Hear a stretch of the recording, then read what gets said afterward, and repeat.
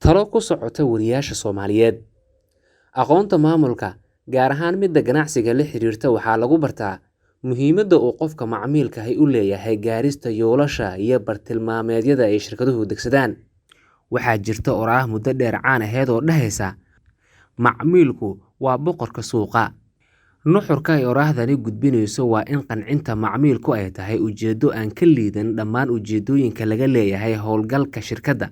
Isla qodobkan ayaa waxaa ka dhashay faracyo aqooneed oo diiradda saaraya danaynta iyo daryeelka macaamiisha. Waxaa ka mid ah qaybta caanka ah ee loo yaqaano customer care, ka warqabka macaamilka.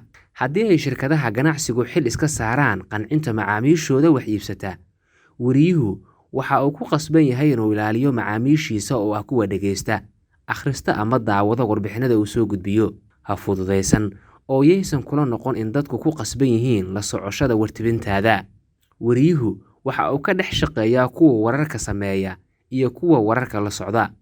Qolada hore waxa ay noqon karaan siyaasiyiin, ganacsato iyo dad kale oo saameyn bulshada ku dhex leh, halka ay qaybta dambe yihiin dhageystayaasha oo bulsho weynta ah, kuwii wararka sameeyana ay ku jiraan. Mid ka mid ah guuldarrooyinka ku dhaca wariyaasha Soomaalida ayaa waxay tahay inaysan garanayn macaamiisha dhabta ah ay tahay inay daneeyaan. Qaar badan ayaa istusa in qancinta midka warka sameeya ay tahay waxa ugu weyn ee uu wariyuhu xiriir wanaagsan iyo xoolaba ku kasban karo.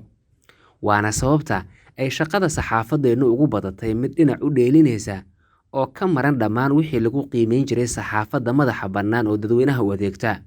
Dhibaatada ugu weyn waxa ay qabsataa wariyaha marka hore sumcadda iyo kalsoonida bulshada ku kasbaday inuu yahay mid ka madax bannaan saameynta siyaasiga, balse marka uu magaciisu shaaco ee ay kuwa wax sameeya dhankiisa u soo bataan awoodi waaya inuu qalqalintooda iska caabiyo.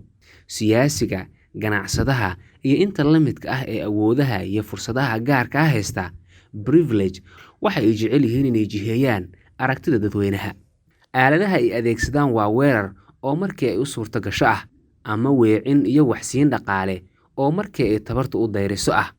Labada aaladoodba waxa ay soo saarayaan natiijo isku mid ah oo ah in wariyaha laga horjoogsado adeegsiga xuquuqdiisa xorriyad u hadalka ah, dadweynaha laga xaaraantinimeeyo xaqoodii xaqiiqo ogaanshaha ahaa. Si kasta oo ay baahi maadi ah kuu hayso, haddii aad tahay wariye sumcad wanaagsan ku dhexle bulshada, waxaad haysataa hanti aad ilaashato oo ah kalsoonida bulshada.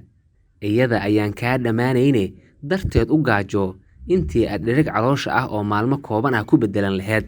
Intii aad awoodi karto ka dheeraw saameynta siyaasiga, maxaa yeelay haddii uu maanta lacag kugu siiyo inaad sida uu isagu doonayo u hadasho, waxaa imaanaysa maalin ay lacagtu dhammaanayso, adigana aadan dib u soo ceshan doonin mansabkii iyo maqaamkii aad bulshada dhexdeeda ku joogtay ka hor inta aan lagu iibsan.